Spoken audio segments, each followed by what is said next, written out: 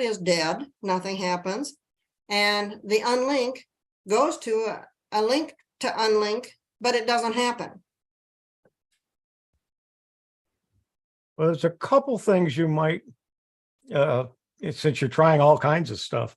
One is maybe create another account in Windows and then try to get it from there, or use the what do they call it? I'm having a senior moment. When you sign in, I can't think of what it's called. Login? Yeah, where you log in and you're not loading any of the drivers and stuff. Somebody help me. How do I, which? Safe mode. Safe mode. Try safe mode. You might have something that's for whatever reason is blocking it. I ran Malwarebytes and CCleaner and the other one, Avast. And I still think it's your disallowing that shuttle that caused all of this problem. but now I can't get it to allow shuttlecock, cloud migration, shuttle, whatever that is called. I just put a couple of links on Shuttle Cloud that I found. The second one has a whole bunch of Q&A on how to use it, how to activate it, and how to turn it off. Okay, I'll check that. When you say create another account, you mean create another account, Bob, in Gmail or? No, in Windows. I've done that just to play with it, just to see if there's something that's loaded that's causing a problem. I don't know where I start to create another account in Windows. It's Or how about Gmail just- that's big. It's How about just Gmail going that's to big. an incognito window? Yeah, that's another thing to do. Yeah. I don't know how to do that either. Just go in the search bar and write in create account. It'll take you there. You Okay. probably in as an administrator, so you can open another account that's other than administrator and put a name to it, and then use that to try to work the other programs. Do I use another browser then? No, it's the same thing. Yeah, I don't, It's into your operating system. It's Windows itself that creates the accounts. yeah, First open up, you come in as an administrator, right? no, No, no, I Bob? don't think so. I don't think so. I don't think this is a Windows problem. I think this is a Nope. Gmail problem. I think this is a problem with Gmail. And somehow, Elaine, when you disable that feature, it's sort of saying, hey, we're not going to do this. And then also then, of course, Gmail says, well, you've had all this activity, so we're going to sort of suspend things. So I agree with Chris Gould. Give it a cool off and see if things get better. And but I wouldn't do another Windows. I wouldn't do anything like that. This should be fixable. Look at Mike Ungerman's suggestions. He's posted some stuff in the chat there. I suspect you're not the first person in the world this has happened to. So there's definitely a fix for that. It's just finding the right approach. So maybe Mike's found it for you. Look in the chat. He's got some information for you there. I see the chat. Okay, thank you. Okay, thanks. Yeah, After Bernard, I go ahead. have a little walk in the woods. I'll Yeah, come back. okay. Maybe tomorrow, think Yeah, about it there you again. go. Bernard, go ahead. Yes, has anybody heard of or used something called DTube instead of YouTube? Not I. No, No, I haven't heard of it. I haven't used it. What is the advantage of that? Why would you want to use DTube? I don't know. I just heard about it, and I'm wondering if it's a death trap or something. My advice is stay away from it. We've never heard of it, so don't go there. Don't go there. Yeah, don't go there. You don't know. It could be the next big thing. Yeah, right. I saw it mentioned in how to use my daily update of how to use. So Bernard, go to YouTube and do a search on DTube and type in DTube and see if anyone's made a video about it. Okay, I'll try that. Try that and there'll be a good explanation then. JJ, go ahead. Yeah, Hewie, watched you yesterday, enjoyed our little conversation about BBSs. And I watched the first part of that video for the history of BBSs. So it was fun. Documentary. Brought back a lot of memories. Yep. Yeah. And also you showed that toilet light. We gave away two of those Friday or Saturday at our computer club Christmas party.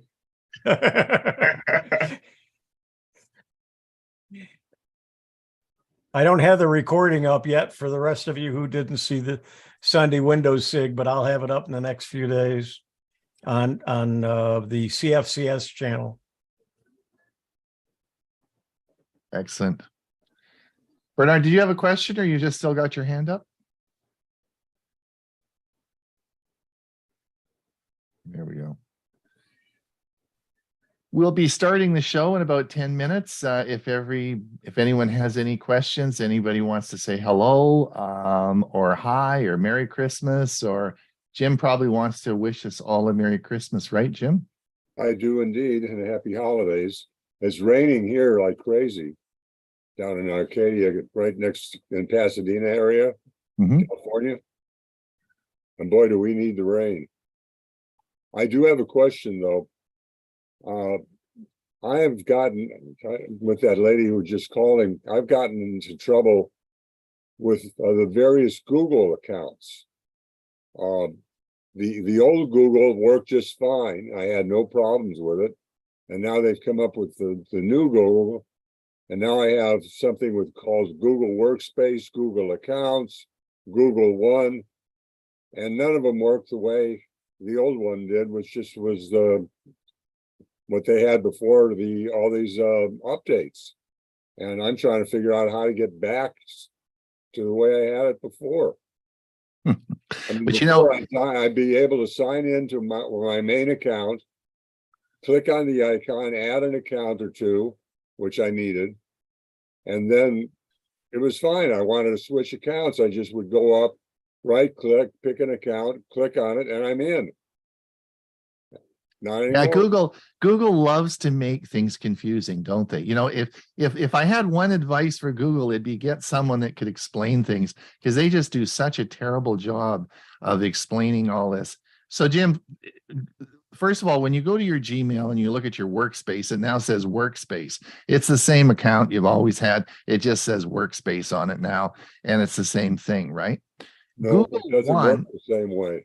Well, also Gmail's changed. You remember Yeah. there's been a big update, so that's all changed. So Gmail itself is different because there's a different UI associated with it.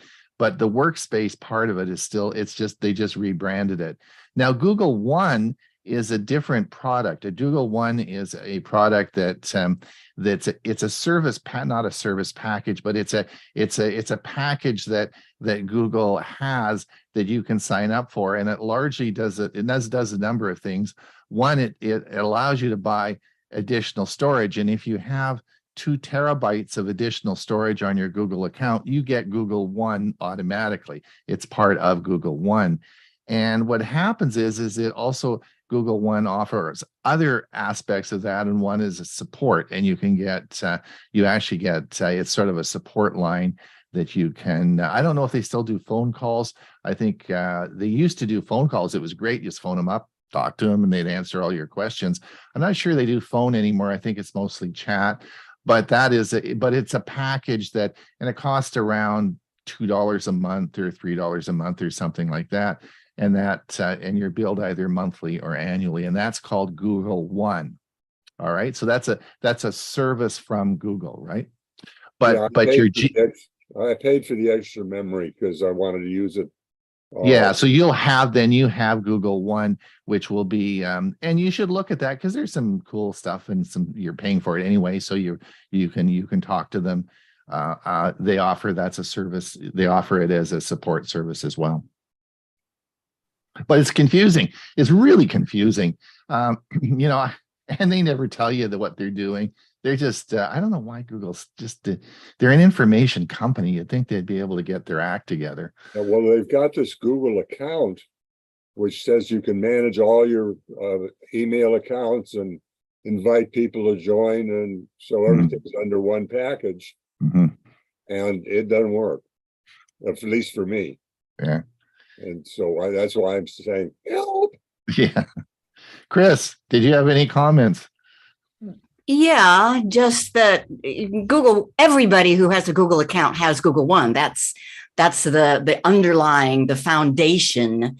That's where your storage. I mean, I just signed into a free account that I have.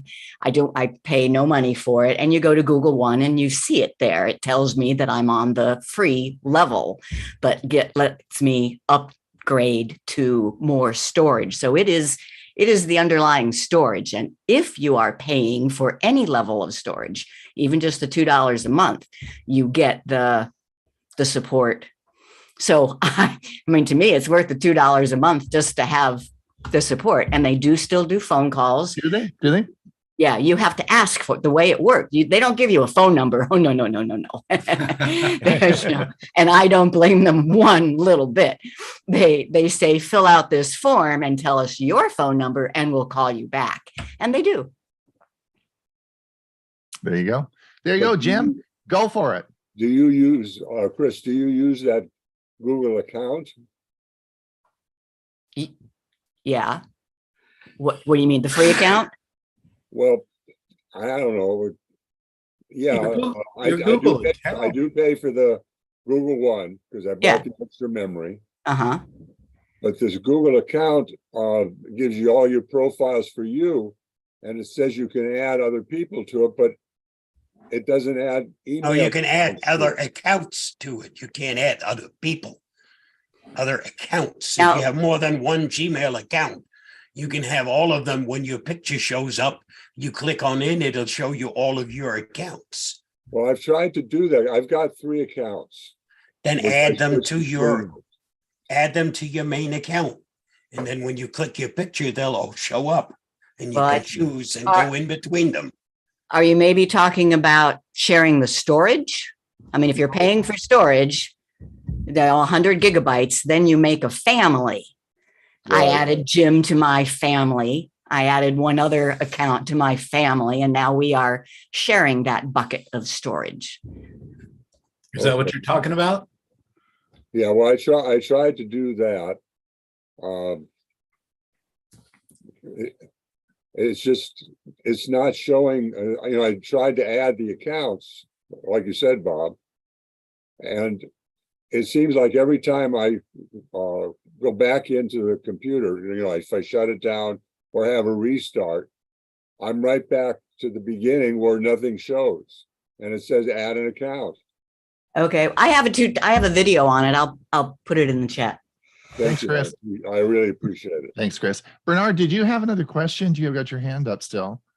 Yes, I would like to thank Mike for the link he put in the chat regarding DTube versus YouTube.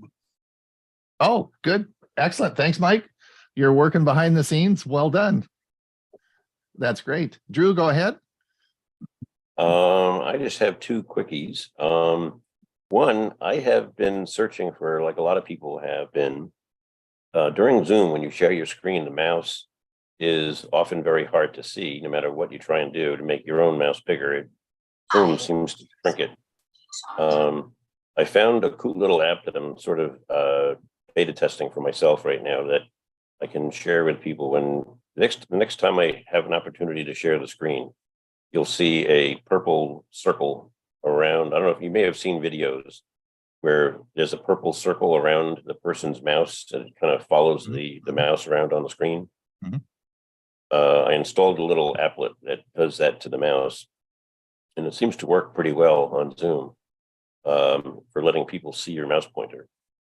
And secondly, if anybody has been bothered more and more by these obtrusive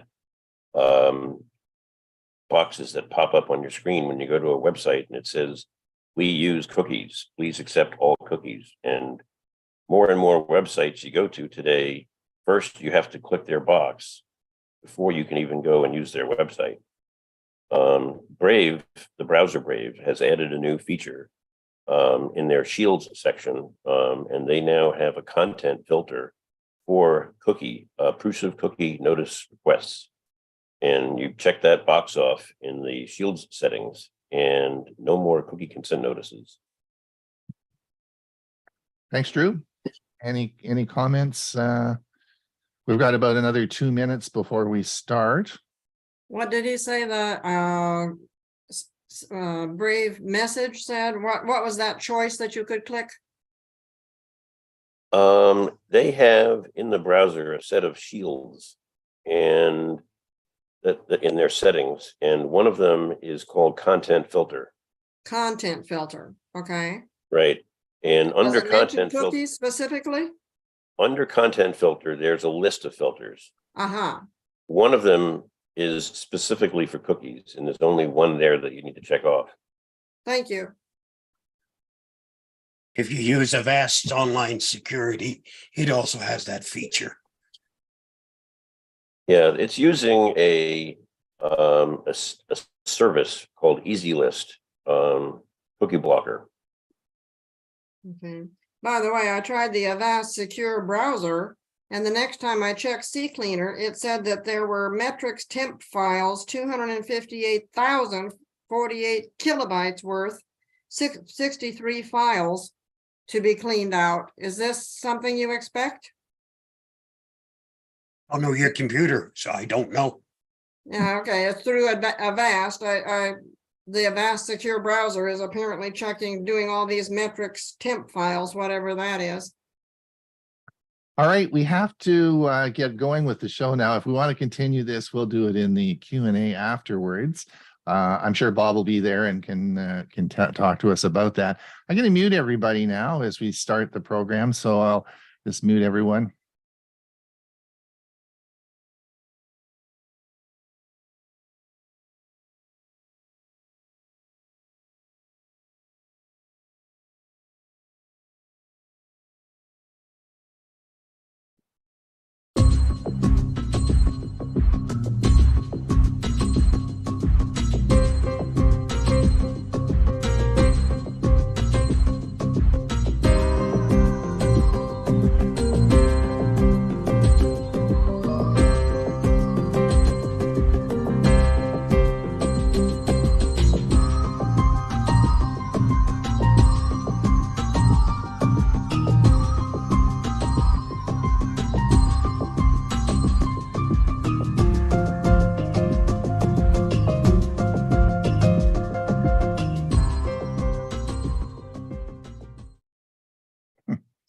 Good morning. I'm Ron Brown. I will be your host today.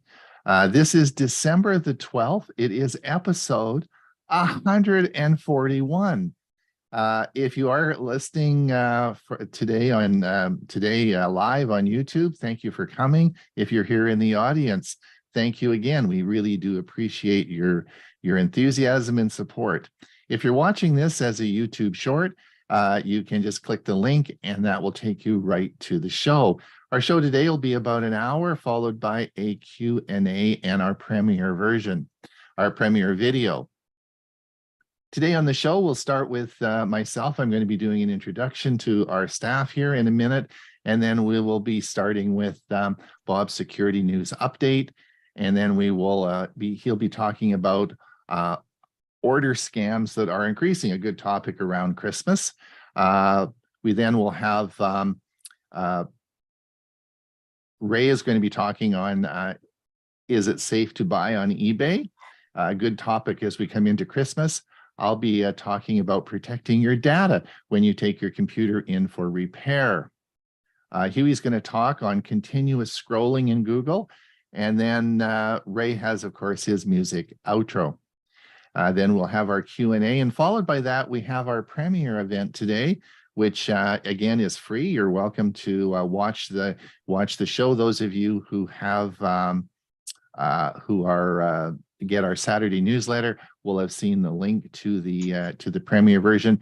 Today is very interesting. I think that Dewey talked about Night Night and Winstall about a year ago. And these are packet you want to install your disks, you don't know where to do it, and you don't know your program is back on your machine, on your PC. These are packet managers that actually have the software and will install them for you. So it's interesting, and Night's been around for a very long time. So you might want to have a look at it. It's very interesting.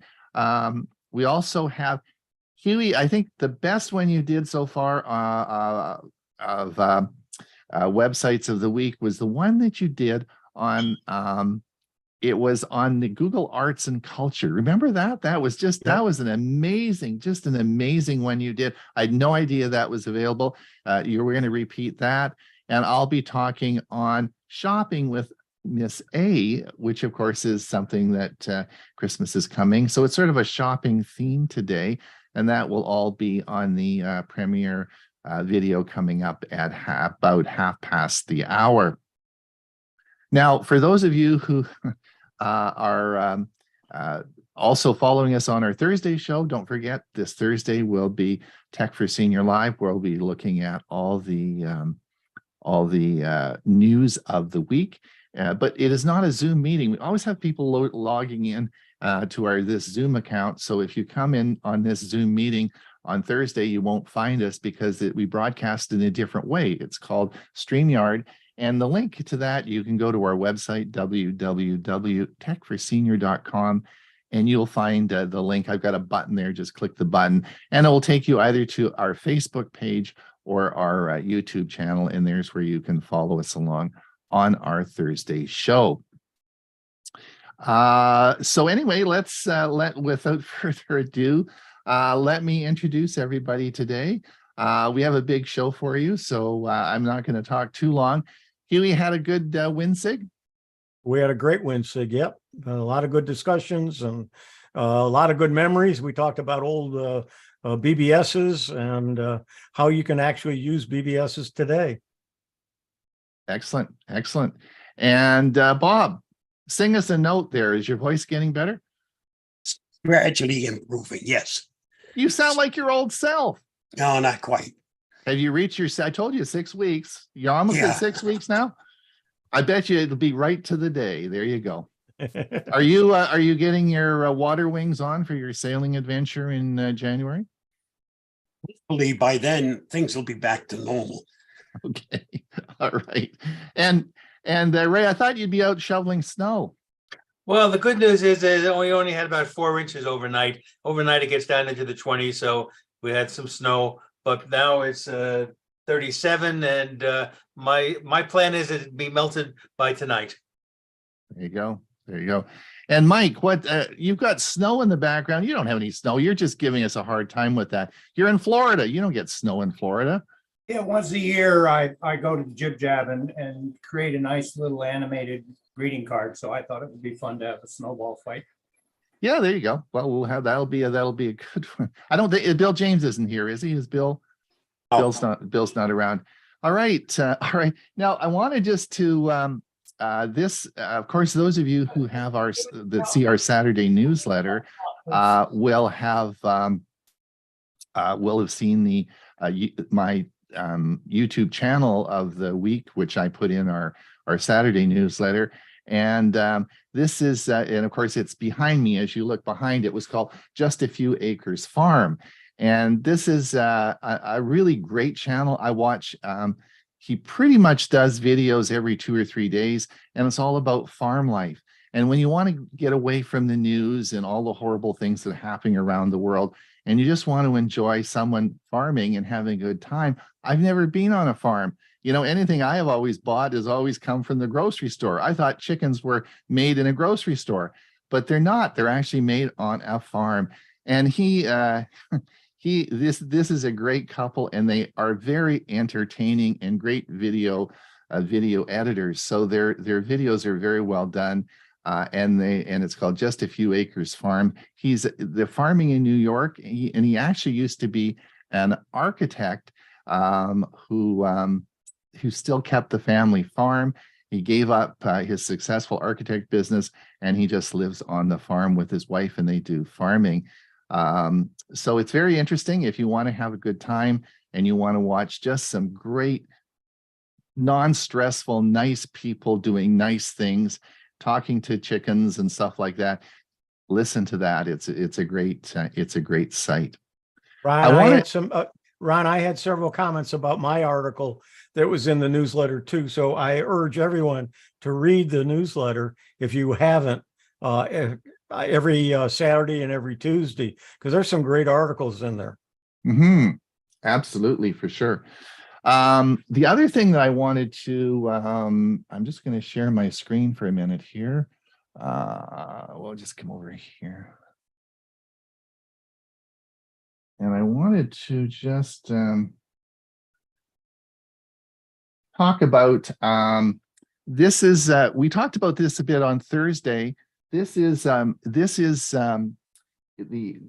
Google has gave out their big awards this last couple of weeks ago, and the top app for Android was given out for artificial intelligence as far as drawing in images and artwork.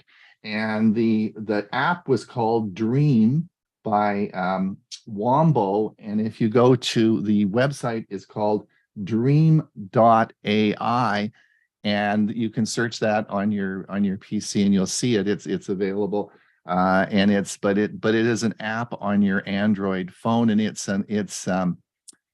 creates pictures and it's free, and it creates pictures, and it's really cool. And I don't draw very well. In fact, I've never drawn anything in my life, but this creates some stunning images. The other one that is getting a lot of press right now is one called this is called, just a minute here. It's not that. What the heck is this called?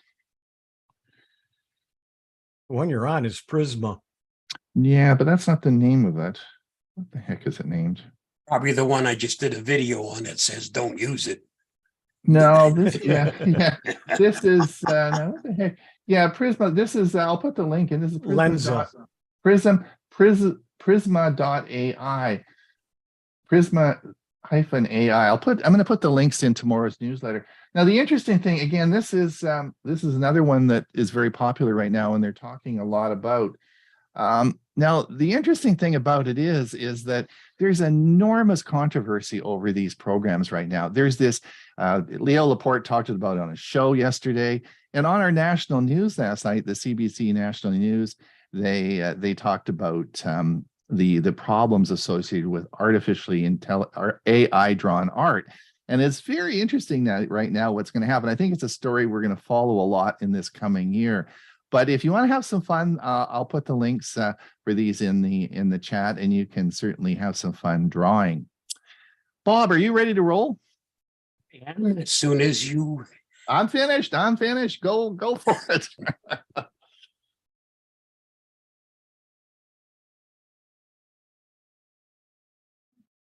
Here is the Avast Security News Roundup for the week ending December 9th, 2022. TikTok Invisible Challenge Unfilter steals credit cards and other info. Attackers are taking advantage of a popular TikTok challenge in order to lure their victims into installing malware that steals credit card details and other personal information. The Invisible Challenge sees people using a filter to make their body appear see-through, leaving just the silhouette visible. Some people are using the filter and then taking their clothes off on screen. They're naked, but the user doesn't see that because they are invisible. Naturally, that's left some people wondering if they can remove the filter after posting in order to see the person naked. Ever since the discovery, several elements of the attack have been reported and removed, but it doesn't seem like the attackers are ready to give up on this profitable project. So whatever you do, don't follow up on the claims that the invisible filter can be removed. Better yet, stay away from TikTok altogether, as I've mentioned more than once. Read more at Malware Bytes. The FTC is investigating crypto firms for possible misconduct following FTC collapse. The agency did not identify any of the firms currently under investigation or any additional details related to the probes.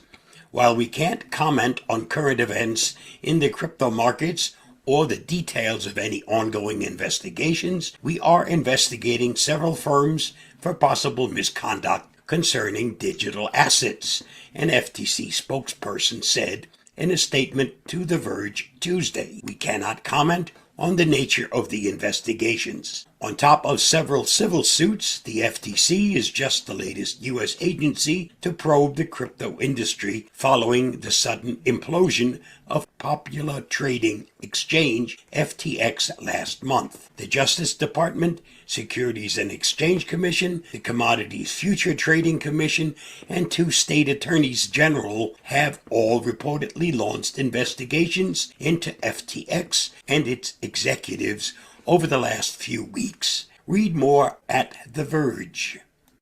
Android app with over 5 million downloads leaked user browsing history. The Android app Web Explorer Fast Internet left an open instance, exposing a trove of sensitive data that malicious actors could use to check specific users' browsing history. The browsing app for Android devices, Web Explorer Fast Internet, left open its Firebase instance, exposing app and user data, the Cyber News research team has discovered. Firebase is a mobile application development platform that offers many features, including analytics, hosting, and real-time cloud storage. Web Explorer Fast Internet is a browsing app with over 5 million downloads on the Google Play Store. It boasts of increasing browsing speeds by 30% and has a user rating average of 4.4 out of 5 stars across more than 58,000 reviews. Read more at Cyber News.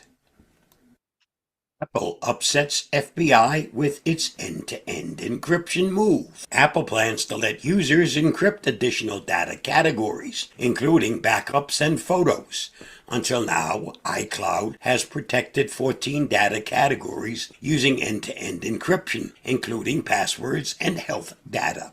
Users who opt in to the advanced data protection feature will be able to encrypt 7 additional categories, including backup, notes, and photos.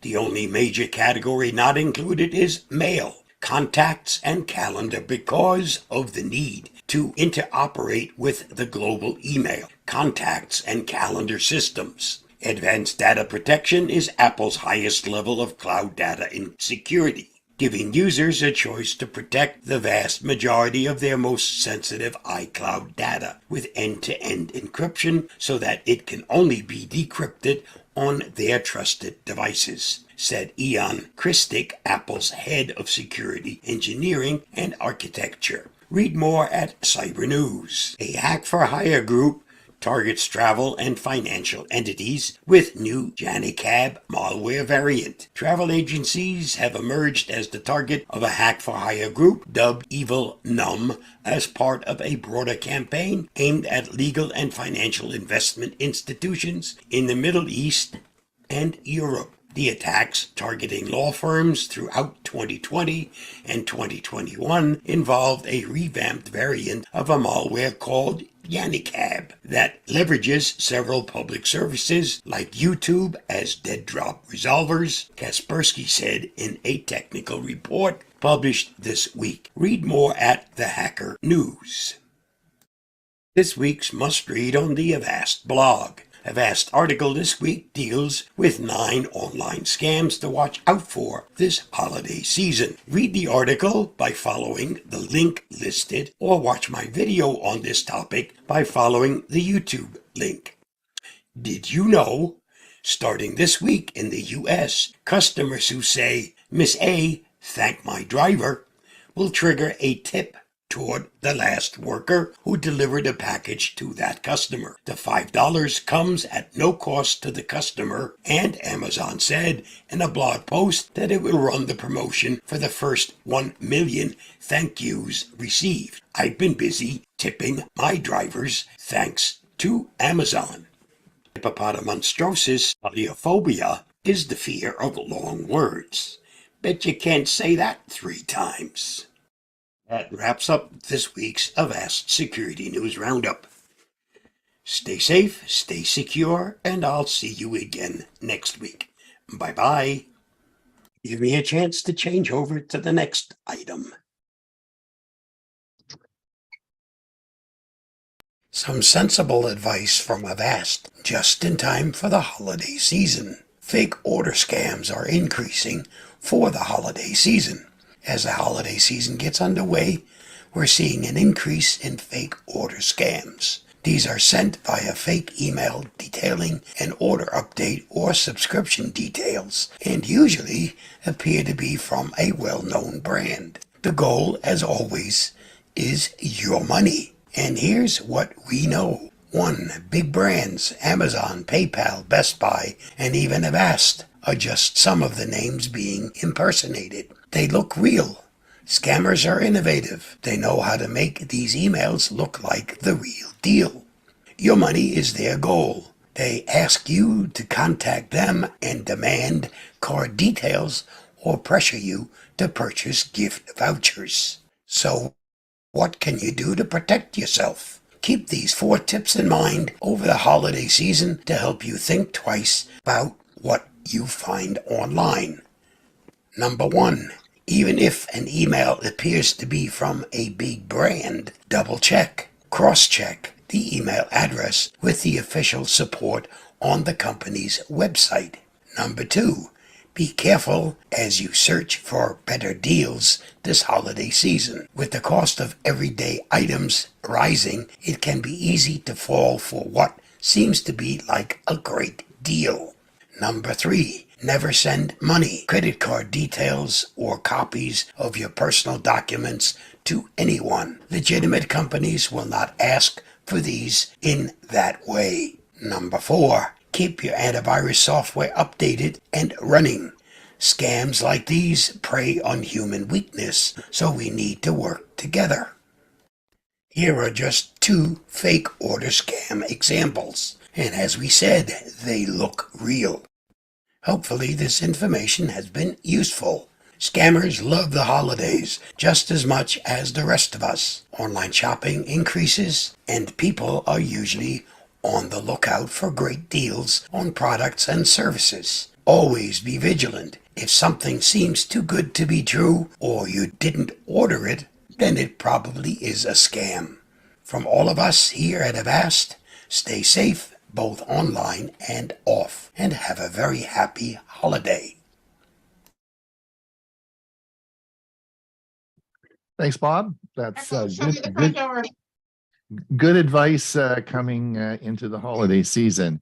Ray, just before you get going, I just wanted to give a big shout out to Paul Lippold, who very generously this week contributed to our coffee fund. Thanks, Paul, for your support, and we do appreciate that. It helps pay the bills. So thanks a lot, Paul. Go ahead, Ray. Take us into eBay and is it safe? I want to buy something on Christmas. Is it safe? All right, buying on eBay, is it safe? Well, what is eBay, first of all? There may be somebody out there who hasn't used it yet. It's a global online auction company. It facilitates either business to consumer or consumer to consumer sales on its website. The products offered can be brand new or used. After Amazon, eBay is the largest e-commerce platform in the world, available in over 180 countries. It's a top destination for selling new and pre-owned electronics, cars, clothes, and collectibles, just to name some of what is offered. And as of the fourth quarter in 2018, eBay lists more than 179 million active buyers. Now, I'm going to just talk a little bit about bidding. And actually, I was familiar with how bidding worked before eBay in the case of selling rare 45 RPM records. And this is the process that it used to take. A seller would write or type out a list of records, including gradings as to the quality, make copies of that list, and then mail it to the known potential buyers that he might have on his buyers list with a bid date deadline. Mailing, snail mail. Then the buyer writes back with snail mail with a bid amount. And then the seller determines the winner by the highest bid amount and requests payment. The buyer would send the seller a check that had to be deposited and wait until it was cleared, and then the seller sends the record to the buyer. If there were no issues, this process could take 2 or more months. Now, how bidding works today with eBay, and I'm sure, and then this is for all kinds of products.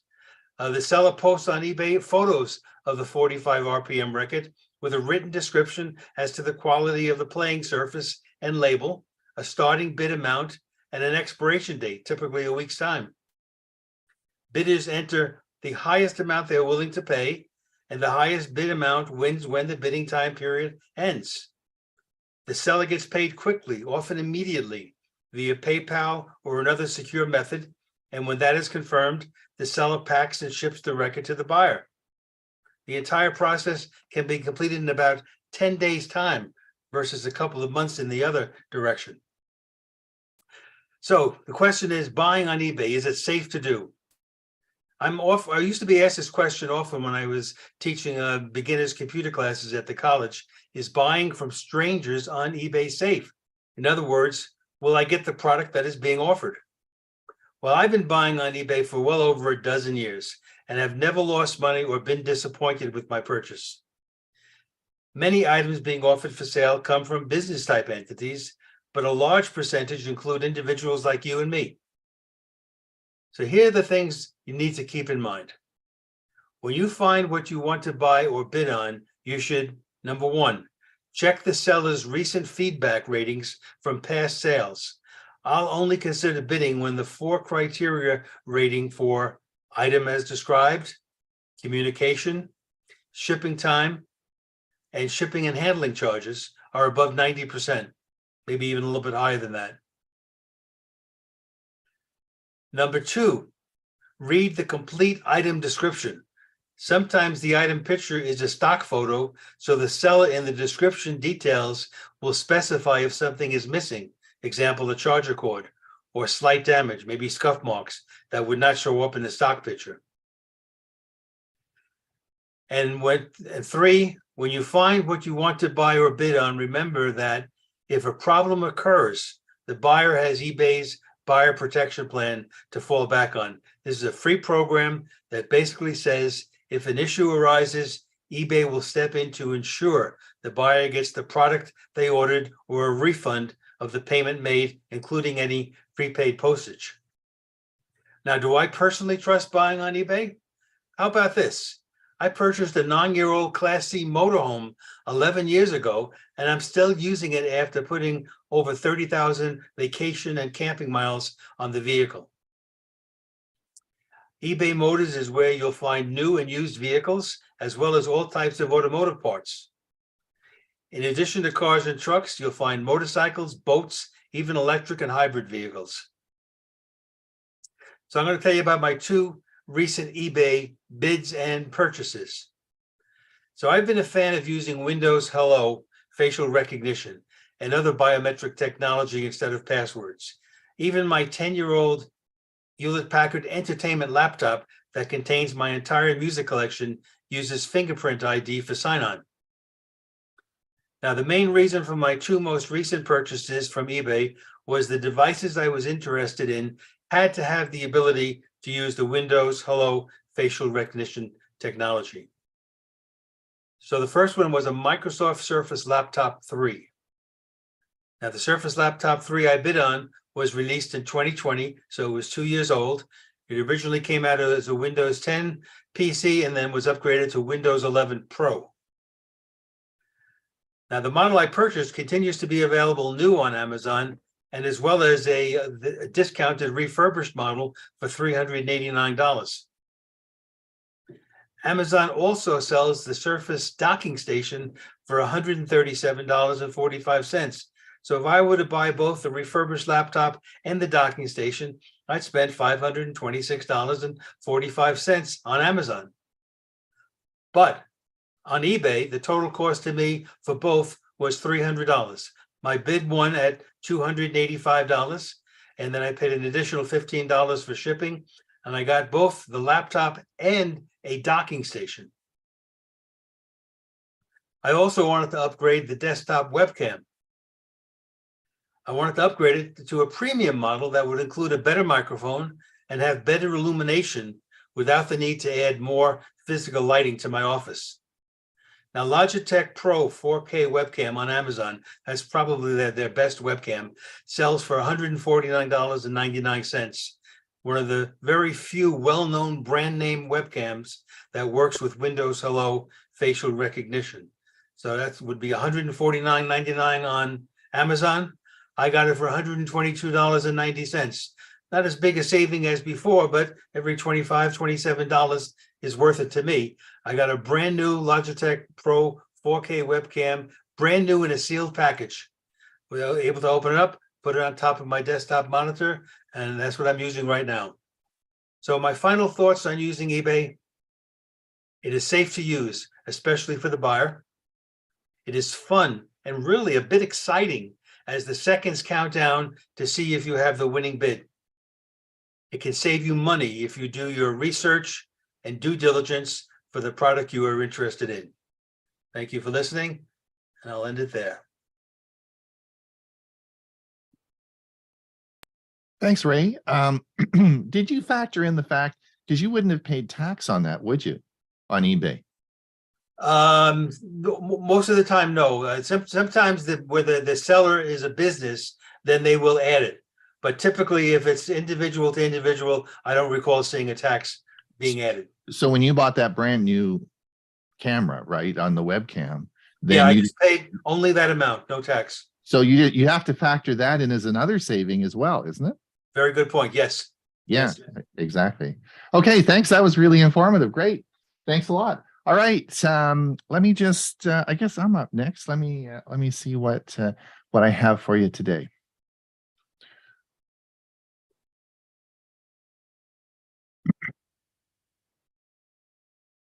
Ron Brown with Tech for Senior. Today I'd like to talk about an article that was published recently from the University of Guelph, Canada, in Ontario. The article is titled "No Privacy in the Electronics Repair Business." And this is the article, and it's about a 20-page article. This is the original one. And in summary, it says that you are highly likely to have your personal data copied, which includes your photo directory, and twice as likely if you're female when you take your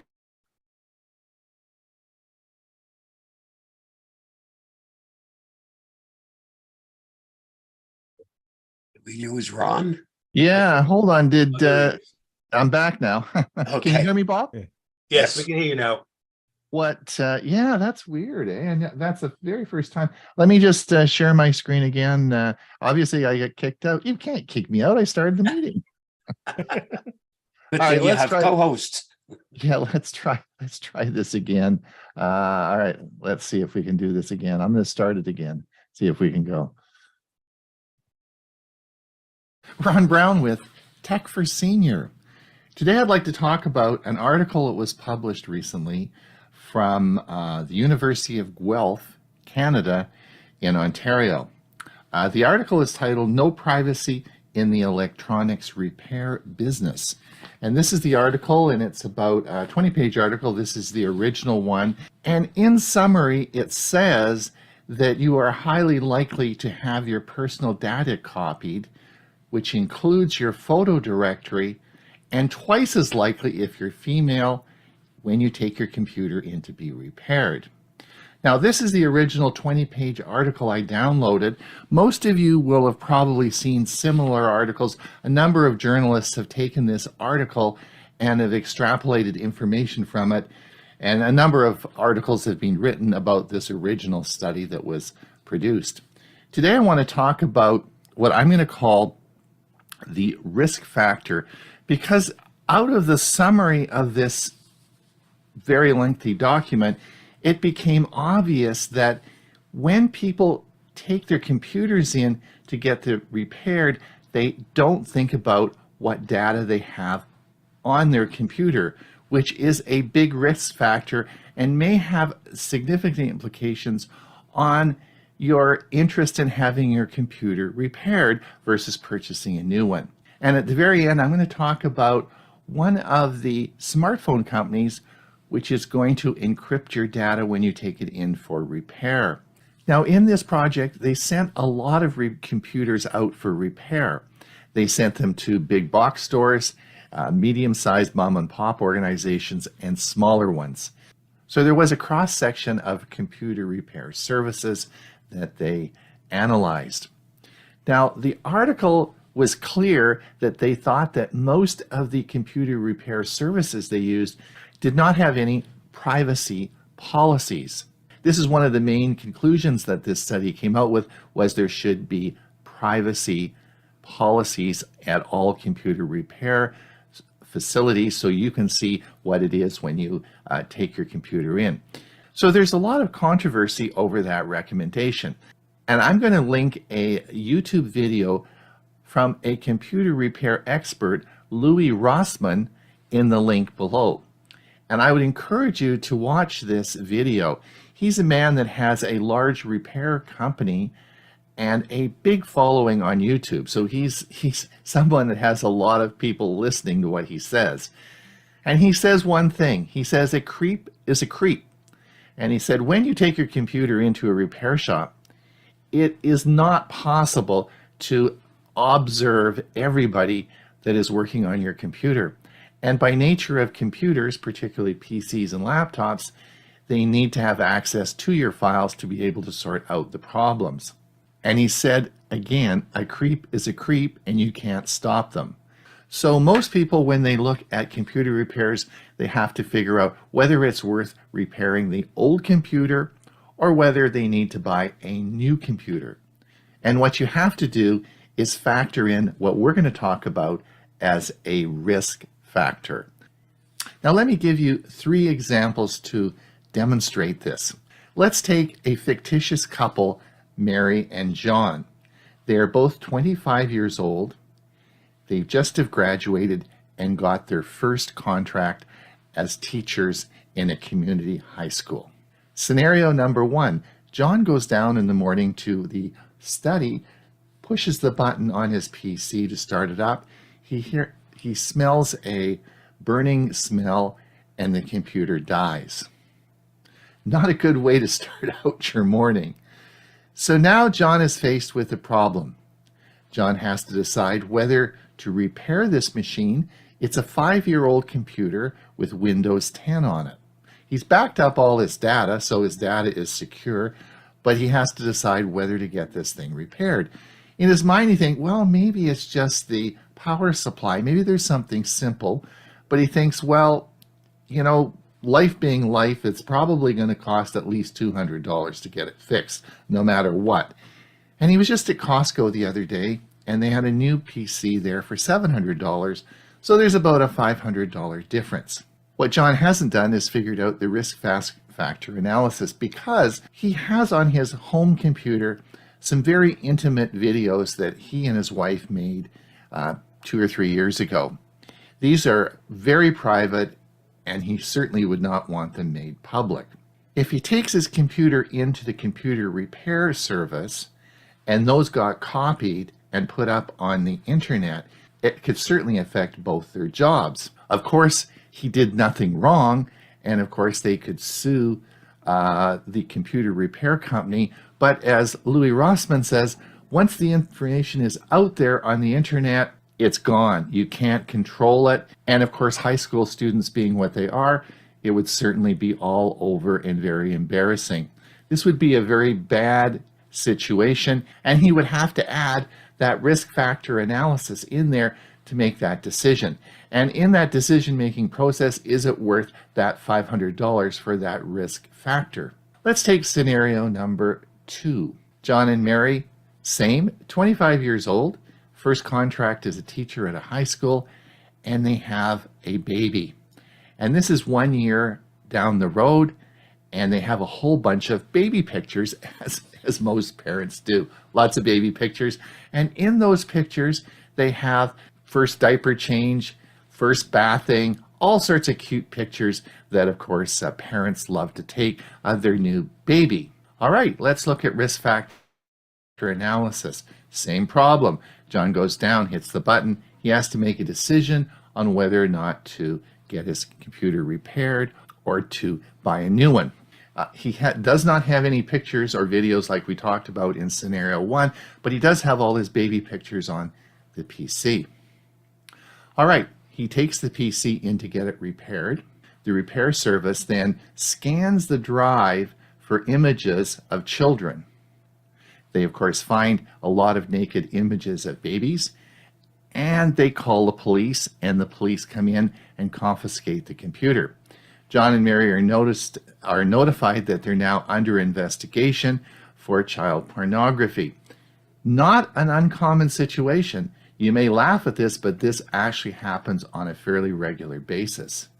Now, of course, they did nothing wrong, but they're under investigation. This could have significant implications on their teaching contracts, and of course the anxiety and worry about this. So that's another risk factor analysis you have to consider before you take that computer in to a service depot. Let's take scenario number 3. Let's say it's still John and Mary. Let's say it's the same as scenario 2, but it's their S22 Samsung phone. Their new phone they just spent $1,500 on. John drops it and it has a cracked screen, and they have to take it in. Now they'll get the screen repaired. Now this is sort of a no-brainer because nobody's going to throw out a brand new $1,500 phone. John takes it in to get repaired, and again the same situation occurs, is that the data on that phone can be accessed, particularly the photos. So you're back to square one in what are you going to do to protect your data. So let's come back to the original research article, No Privacy in the Electronic Repair Industry, which is a recent study just published by the University of Guelph in Ontario, Canada. And in this study, they took a number of computers and they put on their software that was able to detect whether a file had been accessed or copied. They then sent the computers out to a wide variety of computer repair services, big box stores, medium stores, and also mom and pop organizations.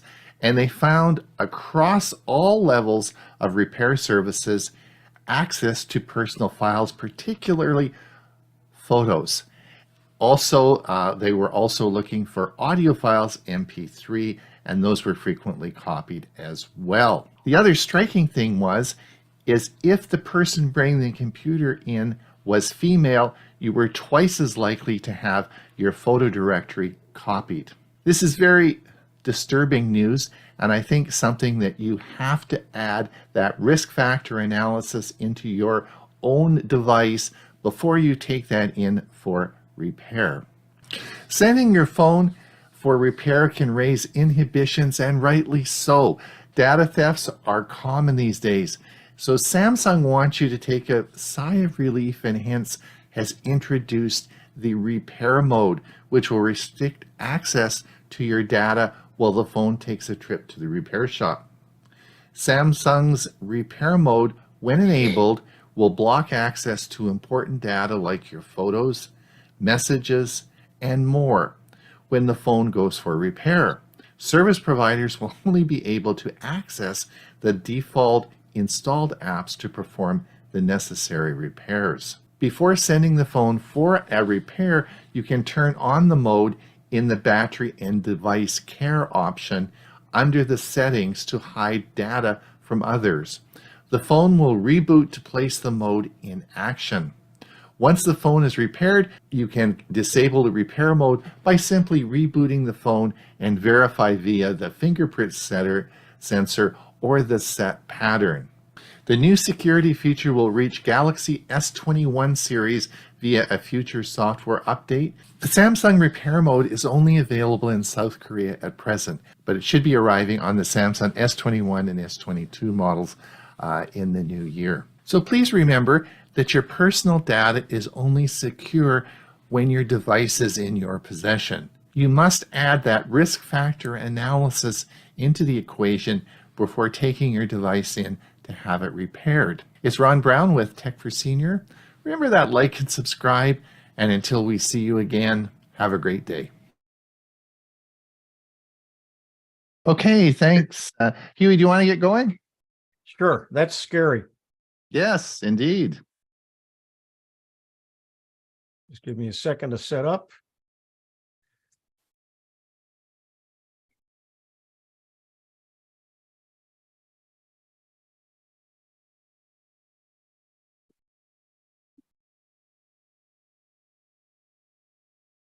Continuous scrolling in Google search.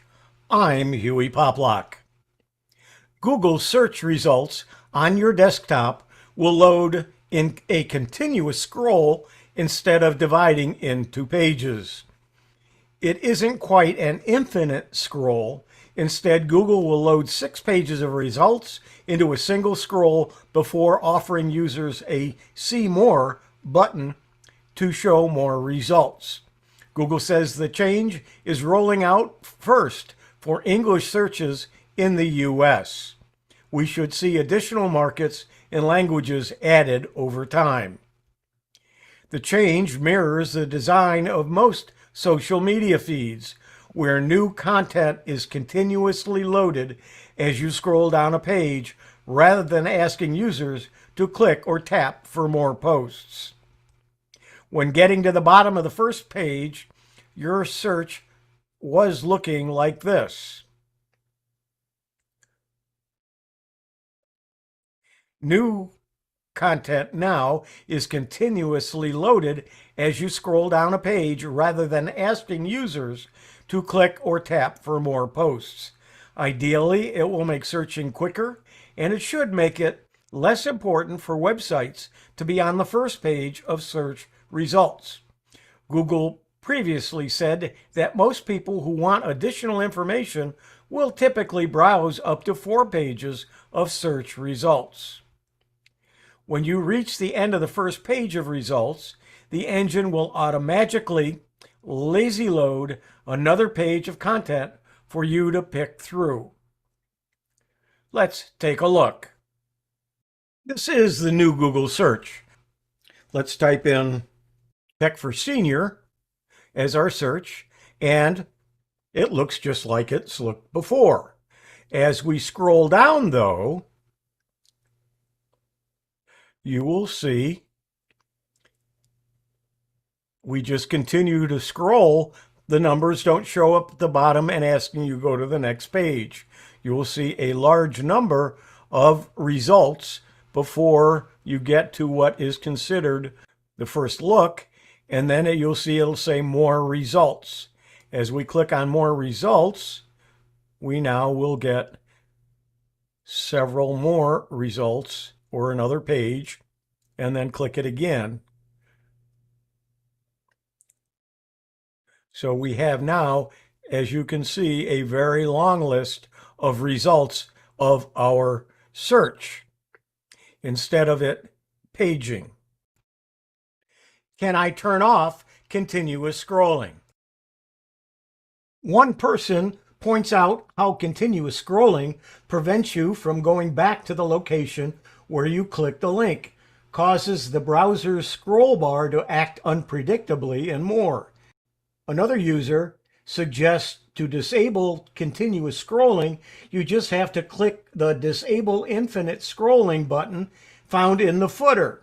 The only challenge is we'll be seeing the footer to click that link before it disappears in favor of more content. There is no footer. as you can see, and there's no button to click disable infinite scrolling. So what do we do? Well, there is another solution. What does work is to add ampersand start equals 10 to the end of the search URL. Let's take a look at what I mean. You do the search, and then up here in the search bar, right after it asks for the Tech for Senior, take everything else at the end and delete it. And then hit space, ampersand, start equal 10, and press enter. And what you'll see is it starts at page 2 instead of page 1. So you miss the first several results, but if you go down to the bottom, you will now see the old numbering system. You'll see you're on page 2. You can go back to page 1 and see what you've missed.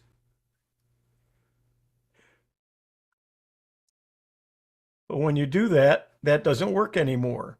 However, if you go ahead to page 3, you will see that it works from there on. So it is a workaround, but it doesn't work very well. Can I open the results in a new tab? If you're working in between a number of websites, or you are performing lots of research on your web browser, it's easier to open and browse through multiple tabs rather than going back and forth with web pages. By default settings, Google will load a search result link upon the search result page. This indicates that if the user wants to check out other links provided on the search result page, they will need to tap the back arrow or the front arrow in the toolbar consequently. Now, such alterations are hectic, so you might decide to open every link in a new tab by default so you can compare and properly align information. So here's how to first open a new tab once. Instead of pressing the left mouse button, click the right mouse button. When you do, you will get this dialog box. You want to choose Open Link in New Tab. When you do that, you'll open up another tab. Then let's take another one and right mouse click it and open in a new tab. So now we have the results page, and then we have each of the tabs with the links. But you have to do that each time, and a lot of times you'll forget, and when you do that, it overwrites the search page, and then you'll have to hit the backspace, and you may not be where you started out. So let's look at another alternative. Let's change the default setting. With this method, all checked on search results will open in a new tab by default. Now, in order to do that and get to the settings, what you want to do, even if you open to your own Google page, you want to go to google.com. When you do that, at the bottom right, you'll see where it says settings. You want to click that settings button and then go to search settings. When you do, you will see some settings here, and what you want to do is where results open. That will be by default unchecked.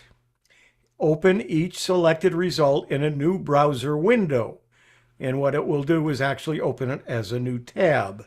So if we click that, don't forget to go down and hit the save button. If you don't do that, it doesn't save it and it won't work. So we click the save button. Your preferences have been saved, and we'll say OK. Now we're back to Google, and we're going to again do our search for Tech for Senior. And now when we click the first of the items, I'm going to click with my left mouse button. When I do, it automatically opens up a new link.